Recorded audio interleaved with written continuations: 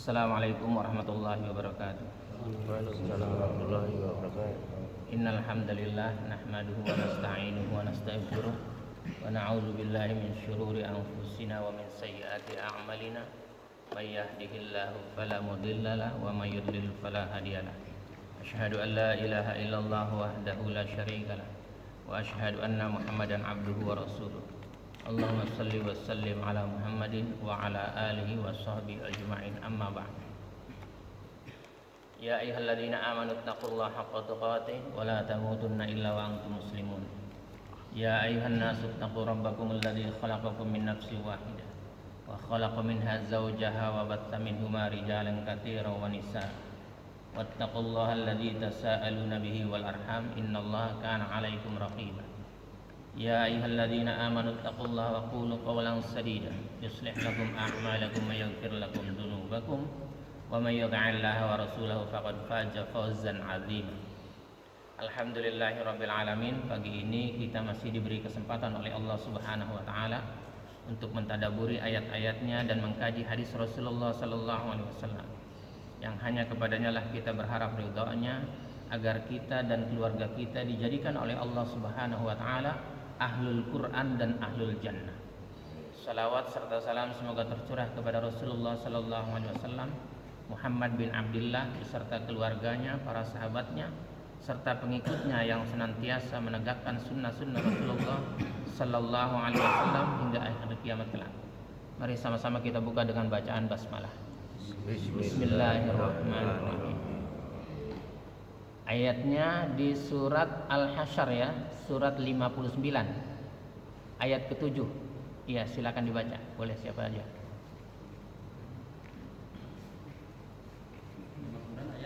Ayat 7. Pak Rahman. A'udzu billahi minasy syaithanir rajim. Bismillahirrahmanirrahim.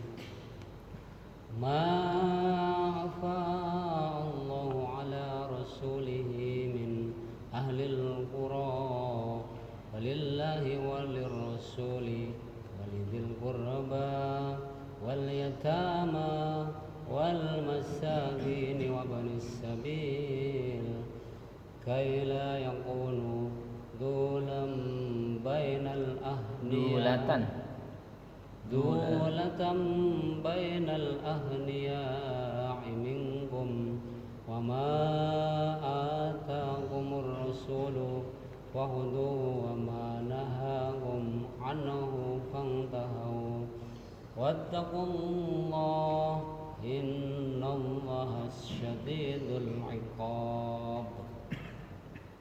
Harta rampasan fa'i yang diberikan Allah kepada Rasulnya yang berasal dari penduduk beberapa negeri adalah untuk Allah, Rasul, kerabat Rasul, anak-anak yatim, orang-orang miskin, dan untuk orang-orang yang dalam perjalanan, agar harta itu jangan hanya beredar di antara orang-orang kaya saja di antara kamu. Apa yang diberikan Rasul kepadamu maka terimalah, dan apa yang dilarangnya bagimu maka tinggalkanlah, dan bertakwalah kepada Allah, sungguh Allah sangat keras hukumannya. Sungguh Allah maha keras hukumannya. Ma'afa Allah ala rasulih min ahlil qura. Harta rampasan fa'i. Fa'i, apa sih artinya fa'i? Hah? Perang. Bukan. Jadi ada negeri-negeri kafir dulu, dia store upeti. Nah, upeti Dari musuh. iya. Jadi kalau dia nggak mau masuk Islam nggak apa-apa. Kenapa? La ikraha fid din. Nggak ada paksaan dalam agama. Lakum dinukum waliyadin. Gitu. Kita juga nggak boleh merusak tempat ibadahnya. Gitu. Nggak boleh mengganggu peribadatannya. Itu sudah saya posting tuh. Orang-orang apa lagi? Dia di depan kelenteng. Ada nggak? Udah kan? Udah lihat? Udah lihat. Di depan kelenteng istighfar di situ. La ilaha illallah Muhammadur Rasulullah. Jadi nggak usah tahlilan di kelenteng, nggak usah. Patung yang di depannya itu nggak bakalan masuk Islam, gitu kan? Nggak bakalan masuk Islam. Ya. Jadi ya sudah, biarkan saja gitu. Sebab kalau nggak ada mereka, kita sulit juga. Kalau nggak ada orang kafir sulit juga. Nah, siapa yang mau ngisi nerakanya? Iya kan? Kalau nggak ada orang kafir, waduh, nggak manfaat Allah menciptakan neraka. Jadi biarin aja. Maka saya mah nggak ada sakit hatinya sama orang kafir, orang munafik, orang dolim, orang fasik, nggak sakit-sakitnya. Kenapa? Ya alhamdulillah, ya kan? Kamu penuhi oleh kamu, saya selamat gitu aja, gitu ya. Harta rampasan PAI yang diberikan Allah kepada Rasulnya yang berasal dari penduduk-penduduk beberapa negeri adalah untuk Allah. Pertama, diperuntukannya untuk Allah. Kemudian Rasulnya yang bernama Muhammad bin Abdullah, kerabat Rasul, anak-anak yatim, orang-orang miskin, dan orang-orang yang dalam perjalanan. Ini kalau harta rampasan PAI. Jadi kita nggak boleh juga dapat, gitu ya. Agar harta itu jangan hanya beredar di antara orang-orang kaya saja di antara kamu. Nah, gitu. Supaya apa? Supaya jangan beredar di antara mereka. Apa yang diberikan Rasul kepadamu maka terimalah. Apa sih yang diberikan Rasul kepada kita? Yang diberikan Rasul ini sekarang sama kita? Surah-surahnya. Kata Nabi dalam sabdanya, taraktu fikum amrayni. Aku tinggalkan, aku wariskan, diwariskan tuh oleh Nabi. Cuma dua yang diwariskan. Taraktu fikum amrayni. Fa in tamassaktum bihima, kalau kau berpegang teguh kepada keduanya, lan tadilu abadan. Kamu tidak akan tersesat selama-lamanya. Kitabullah wa sunnati. Al-Qur'an dan sunnah. Al-Qur'an dan hadis Nabi. Jadi kalau ada hadis Nabi yang sahih, terima. Itu perintah dari Allah, hukumnya wajib. Jadi jangan lagi bilang, itu kan cuma sunnah doang. Dia melecehkan Rasulullah itu sama-sama. Dia sesungguhnya melecehkan Rasulullah. Padahal dia berharap syafaat dari Rasulullah. Gitu. Yang melaksanakan sunnah siapa? Rasul kan? Rasul mengajarkan kepada kita. Tetapi ada orang bilang cuma sunnah. Ini yang bahaya, gitu ya. Dan apa yang dilarangnya bagimu maka tinggalkanlah. Kalau nggak ada contohnya dari Nabi, jangan dia kerjain, jangan. Kata Allah itu, hukumnya haram. Yes. Sampai kayak gini nih, Nabi ngajarinnya sempurna tuh. Mulai kita bangun tidur saja, suruh baca doa. Sampai kita mau tidur lagi, suruh baca doa. Saking apanya tuh? Saking detailnya. Cara pakai sendal saja diajarkan oleh Nabi. Gitu. Sampai tangan begini boleh nggak? Nih lihat, nih. Begini boleh nggak? Kan orang senang kalau duduk ini. Ini dilarang sama Nabi. Dilarang sama Nabi. Nggak boleh. Dia begini. Atau dia duduknya begini. Sampai sempurnanya Islam. Diajarkan tuh gerak-gerik tubuh kita. Oke, kalau siapa yang menerima, dia tidak akan tersesat selama-lamanya, kata Nabi. Dan bertakwalah kepada Allah. Kalau kamu ikut perintahnya, suruh bertakwa, ikuti Allah dan Rasulnya.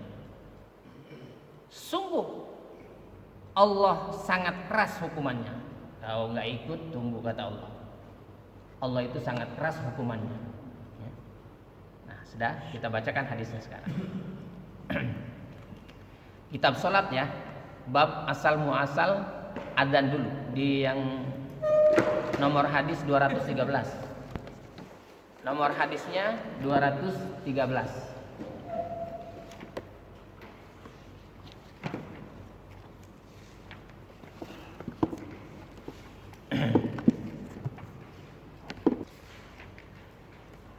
Sudah ketemu? Saya bacakan hadisnya. Bismillahirrahmanirrahim. Hadits Ibnu Umar radhiyallahu anhuma.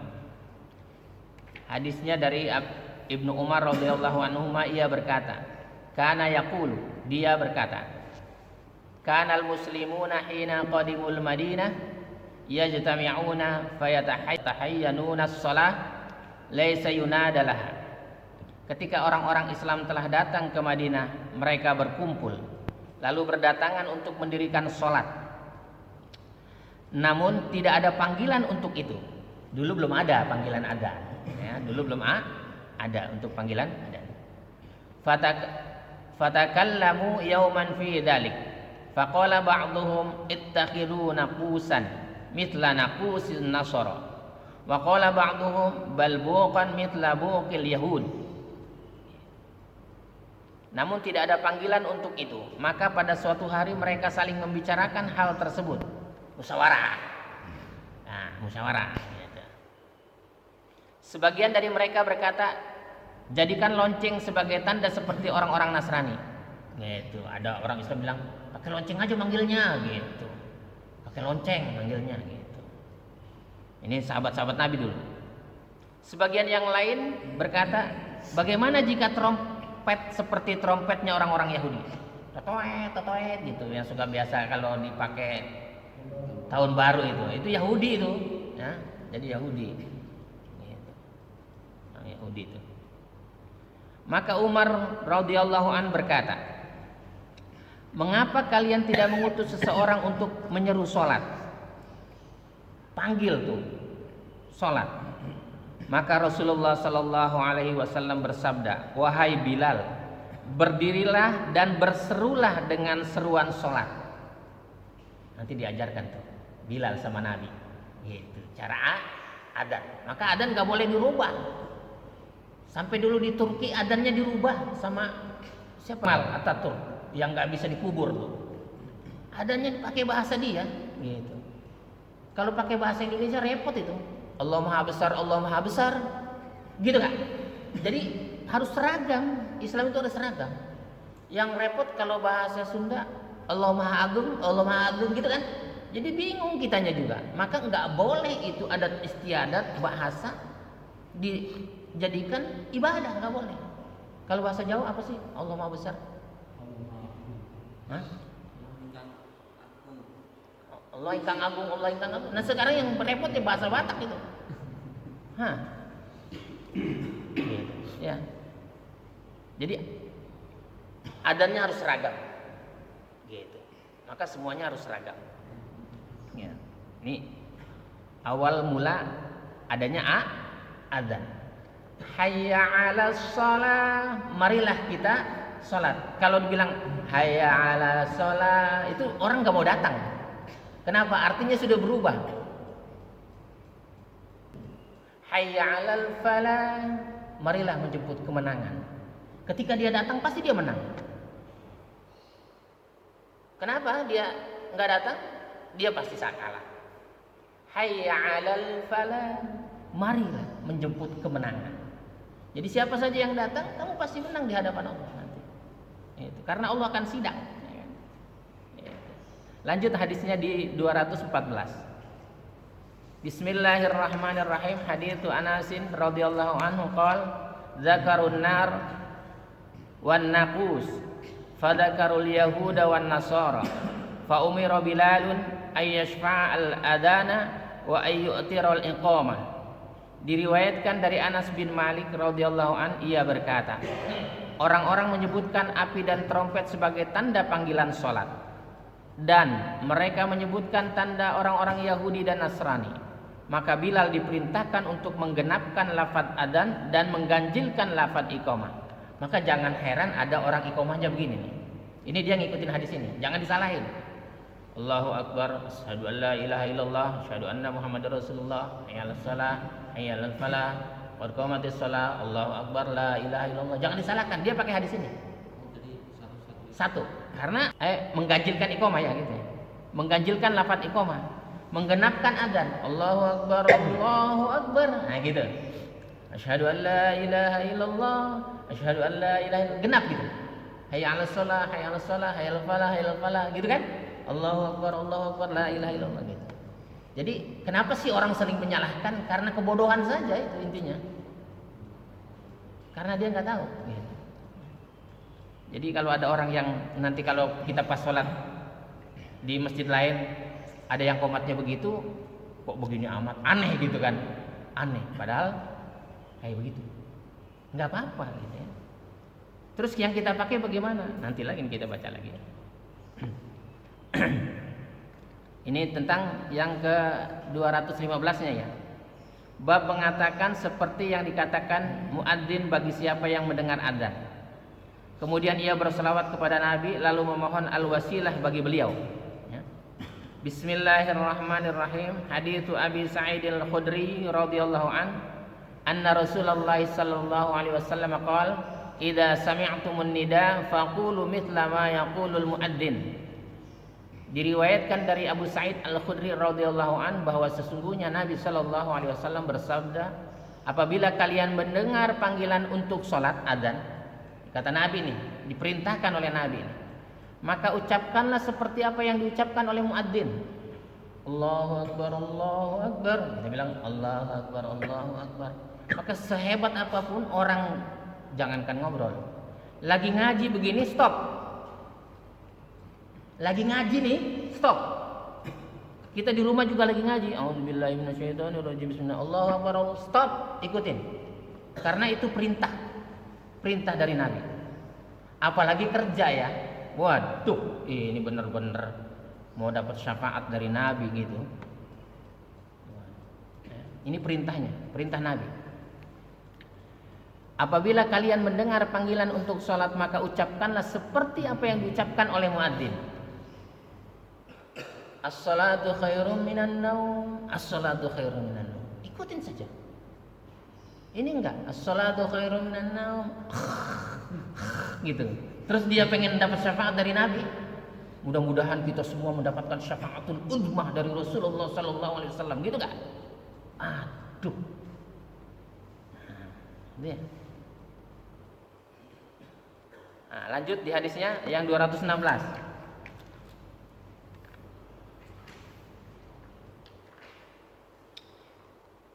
Adzan dan larinya setan apabila mendengarnya. Hadits Abi Hurairah radhiyallahu anna Rasulullah sallallahu alaihi wasallam qala. Diriwayatkan dari Abu Hurairah radhiyallahu bahwa sesungguhnya Rasulullah sallallahu alaihi wasallam bersabda, "Idza nudiya lis-salati adbara syaitan wa lahu duratun hatta la yasma'at ta'din." Apabila diserukan panggilan salat, setan pun pergi sambil terkentut-kentut. Jadi gampang kalau ada kita adzan kan berkumandang nih. Kemudian dia jalannya ke sana tuh. Bukan ke sini. Dia terkentut-kentut. Setan itu minal jinnati wan nas. Yang paling bahaya setan dari kalangan manusia. Kalau jin enggak berbahaya. Ini setan yang terkentut. Apabila diserukan panggilan sholat, setan pun pergi sambil terkentut-kentut hingga ia tidak mendengar adzan. Sampai dia nggak bisa mendengar adzan. Jauh. Apabila adzan telah selesai, ia kembali lagi. Kalau udah adzan, dia kembali lagi. Ini setan berbentuk jin namanya. Nama jinnya Kindib. Namanya Kindib. Dia datang nih ke masjid nih. Si Kindib nih. Jika diulangi kembali seruan sholat iqamah, setan pun pergi lagi. Allahu akbar, Allahu akbar. Berhenti nih iqamahnya. Kemudian selesai iqamah, setan pun kembali sehingga ia membisikkan ke dalam hati seseorang. Si Kindib tuh. Lu baca ini, lu baca itu. Akhirnya takbirnya dia nggak konsentrasi. Dia takbirnya sampai Allah. Itu Kindib tuh. Yang kerjaannya sekindip namanya itu ya. Dia membisikkan ke dalam hati seseorang, setan berkata, ingat perkara ini, ingat perkara itu. Tadi kunci motor gua taruh di mana? Nah itu dia, gitu ya. Kunci motor gua ada di mana itu? Padahal perkara tersebut tidak teringat sebelumnya sampai seseorang tidak sadar sudah berapa rakaat ia sholat. Gua sholat sudah 3 rakaat atau 4 rakaat sini. Sampai begitu. Supaya apa? Supaya sholatnya sia-sia. Kenapa? Karena kata Nabi, yang pertama kali nanti dihisab di hari kiamat adalah sholat. Kalau sholatnya benar, maka benar semua amalannya. Puasa kita benar, zakat kita benar, kurban kita benar, haji kita benar. Kalau sholatnya benar. Tapi kalau sholatnya salah, semuanya disalahkan oleh Allah Subhanahu wa Ta'ala. Makanya sholat ini. Jadi setan pokoknya ngeganggunya orang sholat aja. Makanya kalau ada orang sholat gini, udah tahu nih di masjid nih, di masjid Allahu Akbar Allah, udah tahu pasti sholat. Ada tuh yang nyetel lagu sekenceng-kencengnya juga, ada itu. 217 ya sekarang hadisnya. Di hadis 217. Bismillahirrahmanirrahim. Hadits Abdullah bin Umar radhiyallahu anhu qala ra'aitu Rasulullah sallallahu alaihi wasallam idza qama fi sholati rafa'a yadayhi hatta takuna hadwa mankibai wa kana yaf'alu dhalika hina yukabbiru lirruku' wa yaf'alu dhalika idza rafa'a ra'sahu minar ruku' wa yaqulu sami'a Allahu liman hamidah wa la yaf'alu dhalika fis sujud. Diriwayatkan dari Abdullah bin Umar radhiyallahu an, ia berkata, aku melihat apabila Rasulullah sallallahu alaihi wasallam berdiri untuk melaksanakan sholat, beliau mengangkat kedua tangannya sampai sejajar dengan kedua pundaknya. Bagaimana? Coba praktek. Sejajar itu kelebihan. Nah, sejajar dengan pundak. Nah, ini perintah Nabi. Jadi kalau mau sholat kayak Nabi, itu yang dibilang sallu kama ra'aitumuni usolli. Sholatlah kamu seperti kamu melihat aku sholat. Kalau dulu sahabat melihat, sekarang kita membaca hadisnya. Aku melihat apabila Rasulullah SAW berdiri untuk melaksanakan sholat, beliau mengangkat kedua tangannya sampai sejajar dengan kedua pundaknya, gitu ya. Beliau juga melakukan ketika bertakbir untuk melaksanakan ruku, ya. Jadi ketika Allahu Akbar ruku, jadi diangkat tangannya. Jadi jangan ada lagi Allahu Akbar, nggak boleh begitu. Jadi diangkat, ya, diangkat. Baru ruku, ya, baru ruku. Kemudian beliau juga melakukannya ketika bertakbir untuk melaksanakan ruku dan ketika beliau mengangkat kepalanya dari ruku sambil membaca Allah Subhanahu wa taala mendengar siapa saja yang memujinya. Sami'allahu liman hamid. Kemudian 219-nya. Bismillahirrahmanirrahim. Haditsu Abi Hurairah radhiyallahu an annahu kana yusalli bihim fayukabbiru kullama khafada wa rafa'a fa idza sarafa qala inni la asbahukum salatan bi Rasulillah sallallahu alaihi wasallam. Ini hadisnya dikeluarkan oleh Imam Bukhari dan Muslim, ya. Diriwayatkan dari Abu Hurairah ketika ia sedang salat dengan para sahabat, ia bertakbir setiap kali gerakan membungkuk dan bangkit ketika pulang. Ia berkata, sungguh aku adalah orang yang paling menyerupai salat Rasulullah sallallahu alaihi wasallam di antara kalian. Itu kata Abu Hurairah. Gitu.